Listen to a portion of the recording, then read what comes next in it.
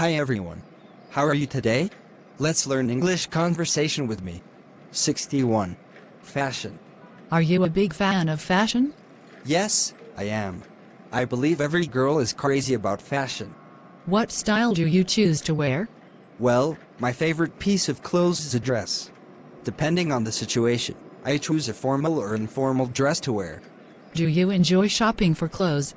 Yes, I'm a shopaholic, actually. Is there any fashion icon who you want to wear the same? Yes, I really admire Taylor Swift and wish to wear like her. Do you create your own fashion style? No, I'm not a fashionista, so most of the time I just follow the fashion trend. Do you prefer vintage or modern style? Why? Honestly, I love vintage style. Wearing classic clothes makes me feel like I'm special. Have you ever attended any fashion show? Not in real life. I just watch them on TV.